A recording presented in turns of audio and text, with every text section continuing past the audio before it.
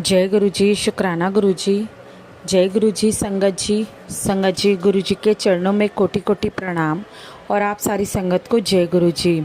संगत जी गुरु जी महाराज का शुक्राना सत्संग संध्या वेले का मैं अब करने जा रही हूँ। गुरु जी की आज्ञा लेती हूँ और इससे पहले मैं गुरु जी का मंत्र जाप करूँगी। ओम नमः शिवाय, शिव जी सदा सहाय। ओम नमः शिवाय, मेरे गुरु जी सदा सहाय। ओम नमः शिवाय, शिव जी सदा सहाय। ओम नमः शिवाय, मेरे गुरु जी सदा सहाय। जय गुरु जी, शुक्राना गुरु जी। संगत जी, वैसे तो गुरु जी का हर पल का ही शुक्राना होता है। गुरु जी हर पल ही मेहर करते हैं। गुरु जी हर पल ही अपने बच्चों की सुनते हैं, अपनी संगत की सुनते हैं।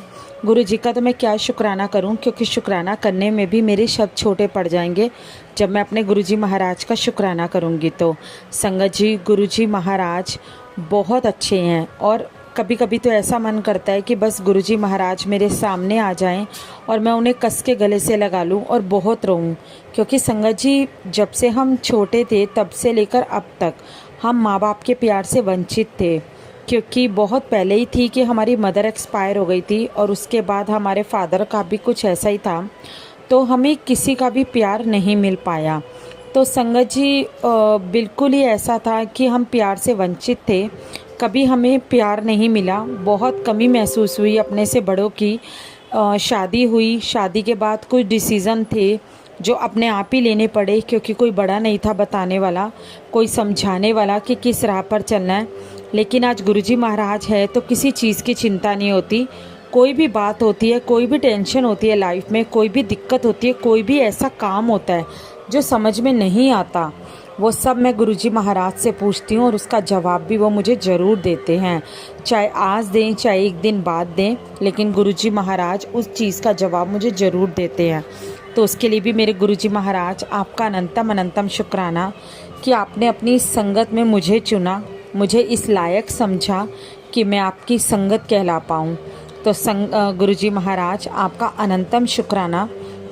संगत जी, आज का जो मैं गुरुजी महाराज का शुक्राना करना चाहूँगी वो ये है, वो आज ही का है। और आज का शुक्राना ये है कि गुरुजी महाराज का हुआ क्या, मैं अपने ट्यूशन सेंटर के लिए मैंने अपना एक ट्यूशन सेंटर का बोर्ड बनवाया था।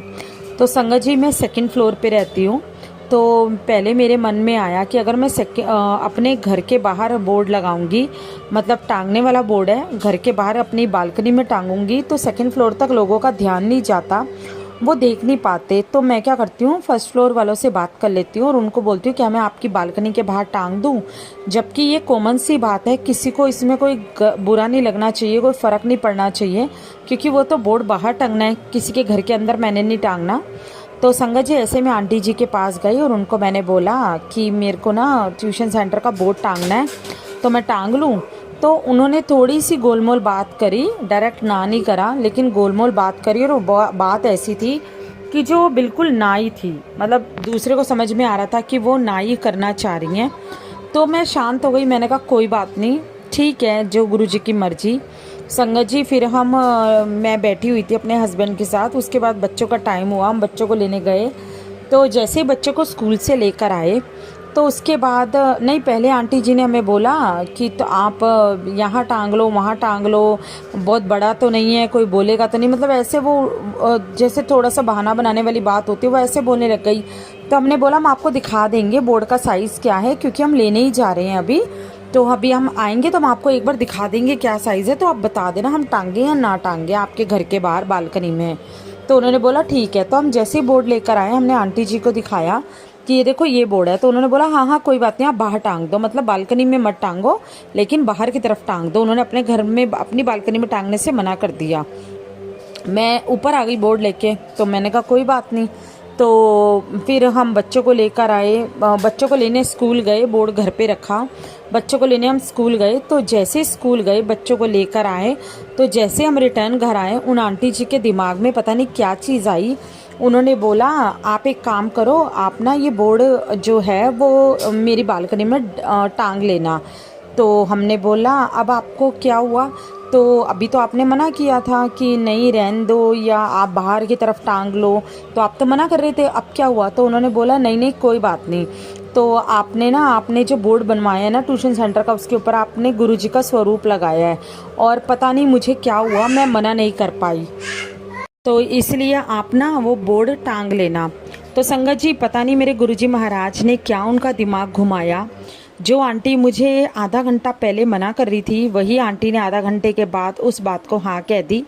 वो सब कराने वाले मेरे गुरुजी महाराज थे, क्योंकि मेरे गुरुजी महाराज को लग रहा था कि मेरी बेटी ने कोई बात रखी है किसी के आगे, और वो मैं मना कैसे करवा सकता हूँ। अगर उसका मन है यहाँ बोर्ड लगाना है तो यहाँ बोर्ड लगेगा। तो गुरुजी ने ऐसा आंटी जी का दिमाग घुमाया कि आंटी जी ने खुद बोल दिया कि कोई बात नहीं आप लगा लो। तो उसके लिए मेरे गुरुजी महाराज आपका अनंतम अनंतम शुक्राना, बहुत शुक्राना, कोटि कोटि शुक्राना। संगत जी एक ब्लेसिंग और है मेरे गुरुजी महाराज की जो मैं आप लोगों के साथ शेयर करने चाहूँगी। संगत जी क्या था, मुझे थोड़ी सी फ्रेगनेंस की प्रॉब्लम है। मेरे को प्रॉपर फ्रेगनेंस नहीं आ पाती, ना तो बदबू मतलब स्मेल का, किसी भी तरह की स्मेल का पता नहीं चलता, लेकिन बहुत ही हार्ड जो स्मेल होती हैं वो मुझे पता चल जाती हैं, बट सॉफ्ट जो भी नॉर्मल स्मेल होती है वो मेरे को नहीं पता चल पाती।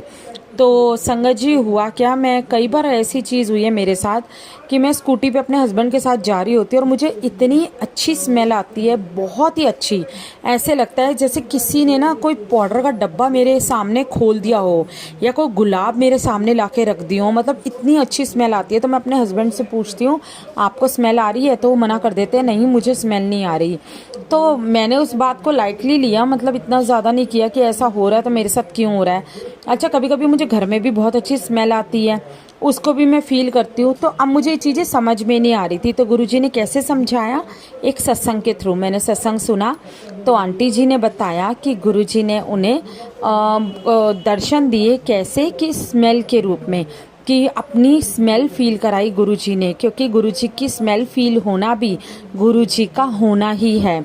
तो संगत जी मेरे को वो चीज़ वहाँ से पता चली कि अच्छा मुझे जो फ्रेगनेंस आ रही थी गुलाबों की, और ऐसे लग रहा था जैसे किसी ने पाउडर का डब्बा खोल दिया, इतनी अच्छी वो स्मेल थी, तो वो कहीं ना कहीं गुरुजी महाराज थे जो मेरे आसपास थे। तो उसके लिए भी मैं अपने गुरुजी का शुक्राना करना चाहूँगी, क्योंकि गुरुजी ने मेरे को यही बात सत्संग में सुनवाई कि की होया आ गई तेनू फुल्ला दी खुशबू। तो उसके लिए मैं अपने गुरुजी, अपने पिता परमेश्वर का अनंतम शुक्राना करना चाहूँगी कि उन्होंने मुझे अपनी खुशबू का एहसास दिलवाया, उन्होंने मुझे अपने होने का एहसास दिलवाया। तो अनंतम शुक्राना मेरे गुरुजी महाराज, कोटि कोटि शुक्राना, कोटि कोटि प्रणाम। आपके जैसा ना कोई था, ना कोई है, ना कोई हो सकता है। गुरुजी अब मैं अपनी वाणी को यहीं विराम देती हूँ। अगर बोलने में कुछ गलती हो गई हो तो गुरुजी महाराज और संगत जी आप लोग मुझे माफ़ कीजिएगा। और अब मैं अपने नए सत्संग के साथ फिर आप लोगों के साथ मिलूंगी और गुरुजी की एक नई ब्लेसिंग के साथ आप लोगों के सामने आऊँगी फिर से उसको शेयर करने। और संगत जी अगर आप अपना कोई भी सत्संग शेयर करना चाहते हैं तो आप दिए गए स्क्रीन पे आप उस व्हाट्सएप नंबर पे रिकॉर्ड करके या लिखकर मुझे भेज सकते हैं। मुझे आपका सत्संग शेयर करने में बहुत ही खुशी मिलेगी। तो अब मैं अपनी वाणी को विराम देती हूँ। आशा करती हूँ आपको ये सत्संग अच्छा लगेगा, और अगर अच्छा लगा हो तो गुरुजी के चैनल को सब्सक्राइब करना और गुरुजी के सत्संग को लाइक करना बिल्कुल भी मत भूलिएगा। जय गुरुजी, शुक्राना गुरुजी। ओम नमः शिवाय, शिवजी सदा सहाय। ओम नमः शिवाय, मेरे गुरुजी सदा सहाय। ओम नमः शिवाय।